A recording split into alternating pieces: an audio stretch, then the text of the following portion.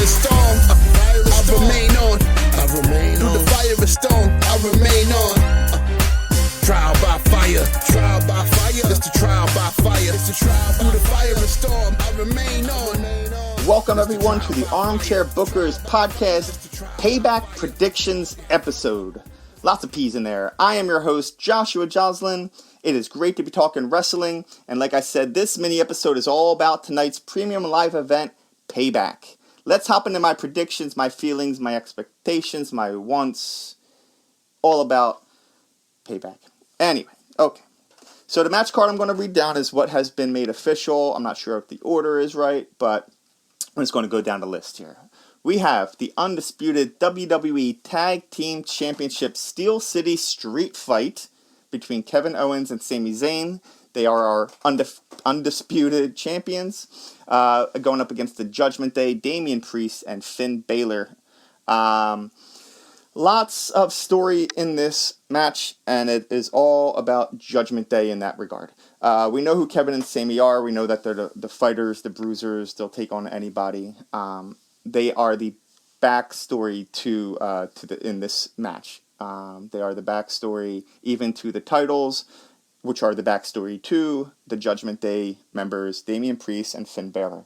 Currently, they are back and forth whether they're on the same page or not. Lots of drama that stems from over the past few months. Damian Priest having the Money in the Bank Championship briefcase, and Finn Balor when he was in his series of matches with champion Seth Rollins.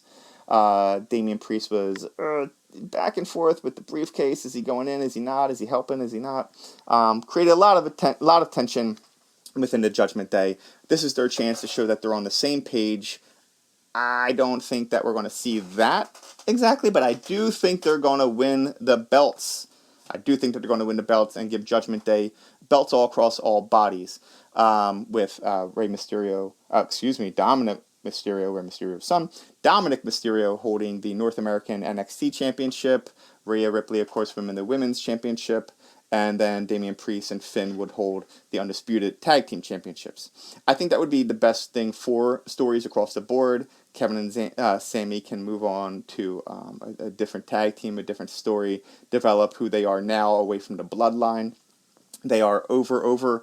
Nothing can hurt that. So I think losing the belts would add more to the Judgment Day than Kevin and Sami, and I think it would add not giving the belts to Judgment Day would take away from the possible story that is developing there. I think feuding partners always makes for a really fun story in my opinion. So Damian Finn, I think would be great. Taking the belts from Kevin and Sami, I think this match is going to be bonkers good. Probably the best match in terms of what you're going to see flying all over the ring. I would say the most fun match for sure. And I do, like I said, think that Finn and Damian go over. I do think that there will be shenanigans to the utmost degree. JD McDonough probably getting involved to help Judgment Day. My goodness gracious. Dominic Mysterio and Rhea always hanging around looking to get involved. The fact that this is a street fight hopefully means they're going to go all over the arena, maybe a little bit outside, Attitude Era style. We'll see. I don't need any blood, not saying that, but hopefully it elevates past going up and down the ramp, maybe into the stands a bit. I want to see them really get all over the stadium a little. We shall see. But Damian and Finn, they take the belts, in my opinion. United States Championship match is next. Rey Mysterio, there we go. He is the champion, not Dominic, not the United States. Not to get confused with the North American Championship. That's Dominic. United States Championship, Rey Mysterio. He's going up against up-and-coming superstar, up-and-coming, Austin Theory. Hard to get behind him one way or the other. I think he's the future. I think that he's going to be super stellar. But figure out where he's going and give him some more opportunity to let his personality show. I think this match is kind of awkward. Austin Theory's character is just basically, I want the belt, I lose the belt, I want the belt, lose the belt, I'm better than you, even though you beat me. I'm just not seeing more with that. Hopefully this gets him away from the U.S. Championship. I do not want to see him win it. I want to see Rey Mysterio keep it, although this has been an uninspiring run for him. Not his fault. Booking. This doesn't feel like a championship match. It feels like a SmackDown main event match, maybe. I think Austin needs to get away from a championship belt in all regards and just focus on character development, connecting with the fans in a way other than just saying that you're better than them. Show us some more heelness to you. I think you hanging around with Grayson Waller could be really fun. Watching you guys team up would be a really cool run for you guys. I think that would be the development that we could see. You guys are both obnoxious heels, and you guys would complement each other very well. So that would be my booking hope for Austin and Grayson Waller, but that would mean that Rey keeps the belt. I think Rey moves into a feud with his protege, Santos Escobar. That's what I would want to see the most. I think that will have more personality and more feeling behind it, more personal feeling behind it. Santos has really been Rey Mysterio's cheerleader. I think it's time for that story to flip. I love the LWO as faces, and obviously Rey would never turn, but I do think it's time for Santos to turn. He is incredible in the ring. He can talk. They really have kind of put him as like this, just like, as the cheerleader, as like the hype man for Rey, but give him more time, more mic time. Let him dominate the screen time against Rey, and you're going to get people interested in him. So hopefully Rey keeps it. Hopefully we see some evolution in his relationship with Santos Escobar. That's my hopes, but Rey remains champ. Next up, steel cage match, Becky Lynch versus Trish Stratus. Trish always has her protege Zoe Stark hanging around the ring. I believe she might be barred from ringside. I don't know. This feud is really, really subpar. Most disappointing feud of, for a very long time for me. Two of the best to ever do it. This is just uneven, non-energetic, just really unfortunate. I mean, they got bumped off of SummerSlam for a good reason. There was no energy. Like, there's nothing behind this feud that makes me care. Trish wants Becky to say thank you. Becky's overcome Trish's star and, created her own. You guys have been going for a long time, and I think it's time weeks ago to have moved on. I wish it happened at SummerSlam so we could put a pin in it. This is not because of the work you two ladies were doing. I don't think that I just don't understand the longevity of it. If it was to build Zoe, it's been done. If it's to get her over, it's been done. She shouldn't be the ragdoll in between Becky and Trish. She's too good for that. I think it needs to be about Becky and Trish, stay about Becky and Trish, end it about Becky and Trish, and end it. I think Becky goes over in the steel cage. Trish can go back on hiatus. This is not because I don't want to see Trish. If this is what we're going to see, though, no thank you. They can both move on from each other, please. Not into it. WWE's fault, not the ladies' fault. Move on. Becky wins. So long. Next up, we should have LA Knight, versus The Miz. That was a weird, yeah. I like LA Knight. Okay, so this feud is awesome because they both have been telling the truth. Neither of them have been wrong in regards to their criticism on the other one. The Miz came up, quote unquote, the easy way in terms of wrestling. He did not go to the indies. He was not through towns sleeping in his car. He didn't come up that hard way. He came up already with a star, a B-level star, considering he's from reality TV. That can be started. But he earned his way into WWE, right? He's earned his place as top tier. He's earned his place, in my book, as the top 5 most underrated wrestlers of all time, and he will always be on the underrated list for me. I love what he does as a face. I love what he does as a heel. He knows how to move his rivals' character. He knows how to move them in the ring. He gives you what you need to see in the match, and the movesets are fine. What he does is he plays up the character. He plays up the story in the match. I love that. He doesn't need to fly off the top rope. I am not off the top rope kind of guy. He is incredible. LA Knight is over, baby. He is over because he has been able to hold on to adapt to himself different aspects of different wrestlers, past wrestlers. People can get mad about it. People can shout and say he's not original. Let me ask you something. Name me a wrestler who's all original, and I'll tell you something that he took from somebody else, or she. okay? He or she. Case in point, Hulk Hogan, right? One of the best of all time, entertainer, this, that, the other. Put a picture of him next to superstar Billy Graham when Billy was in his prime. Tell me who was first, okay? With that being said, I love what LA Knight is doing. He is developing, he is attaching it to himself, and he is showing the emotion as to why he's doing all these things. He has come up the hard way. He has been in all sorts of promotions. He was on The Hero. The Rock told him, it doesn't matter. He doesn't forget that when he was eliminated. It doesn't matter. He talks about how that affected him. He was through the NWA when they got the new version of NWA. He was on Impact as Eli Drake. He was over there. He was a champion there. I gush about LA Knight because I really respect the way he has done it and he has gotten there. Okay, I like that he's connecting with the fans. The point of a wrestler is to connect with the fans, to gain a reaction. He does that. He does it in a very positive way. People have fun when he comes out. They're chanting. He is what we need in wrestling. He's not the Messiah, the Savior. I'm not saying any of those things, but he is the kind of character that we need in wrestling. I love what he's doing. I think this match is a perfect opportunity for The Miz to do what he does, which is make somebody else look even better than they are. LA Knight is going to come out shining. The Miz is going to put him over, and we're going to see the next step for LA Knight. What that includes, I have no idea. I don't think that he should move up to the main event because he's not going to take the belt from Roman, and nor should he, nor would I even want him to. Is he ready for, or even too ready for the U.S. Championship? I don't know, because Ray is a face and LA's a face as well. So that is going to be the biggest thing. What comes next after he wrestles The Miz and he has that stamp of over the veterans? That's what worries me. But I think that he continues to do big things with whatever he is given, and it's giving him more opportunities. So can't wait to see what's next for LA Knight after he beats The Miz. We have the WWE Women's World Championship, Rhea Ripley versus Raquel Rodriguez.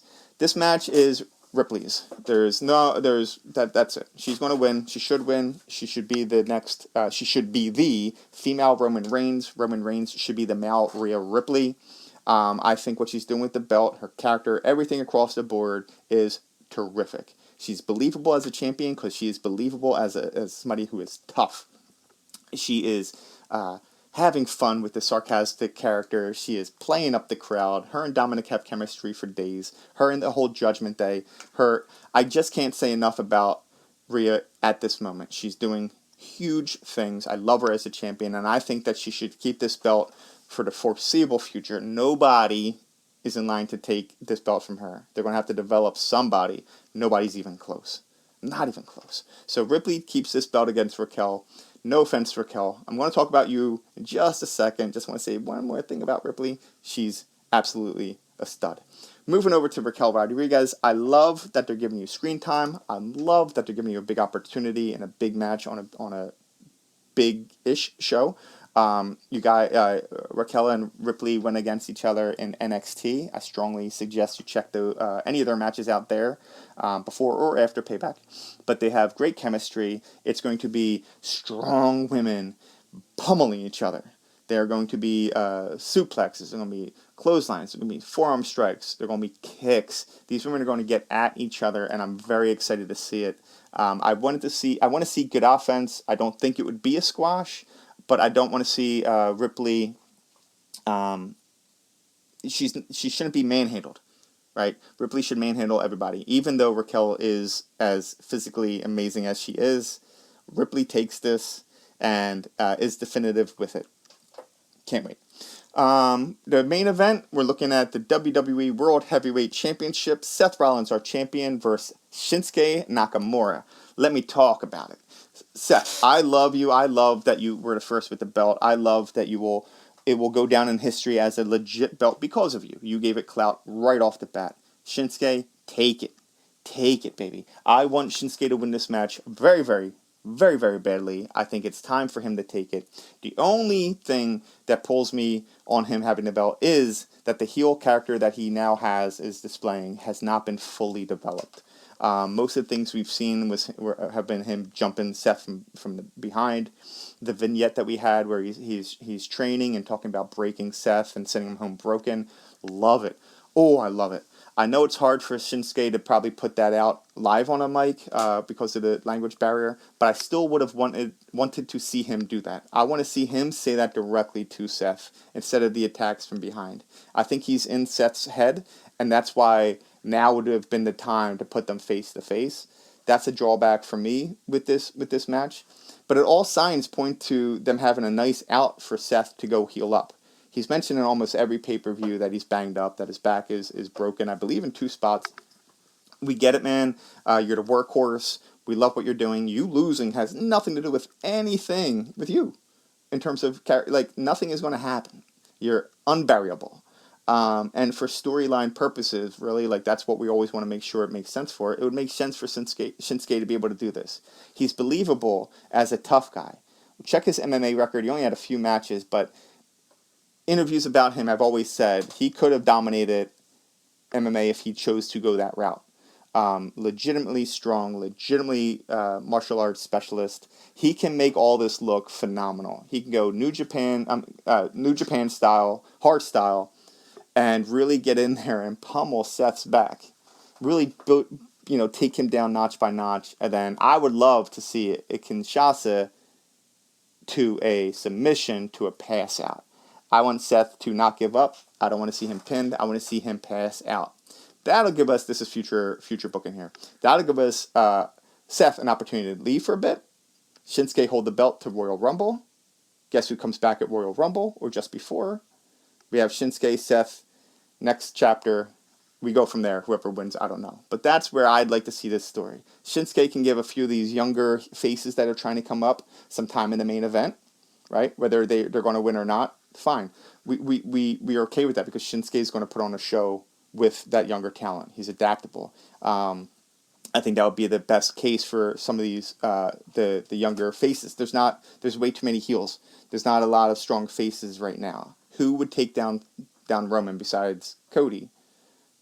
Seth's already the champion. So who do we really have? We need somebody on the SmackDown side. We need somebody on the Raw side, besides Cody, who's going to show that this belt can be taken, but also can be a big belt. Everybody wants to chase it. So I think that Shinsuke makes sense taking it. We shall see. I love that of the character. I do love that he's taking personal shots. But again, beyond that, what's going on? Where does he go? I want to see that develop. But that will happen with him taking the belt. So, to run it down real quick, we have the United States, the Undisputed WWE Tag Team Championship Steel City Street Fight. I have Kevin and Sami, the champions, losing to Judgment Day members Damian Priest and Finn Balor. I have Rey Mysterio keeping his United States Championship against Austin Theory. In the Steel Cage match, I have Becky beating Trish, LA Knight going over The Miz, Women's World Championship champion Rhea Ripley handling Raquel Rodriguez, and the WWE Heavyweight Champion Shinsuke Nakamura will be crowned the new WWE Heavyweight Champion over Seth Rollins.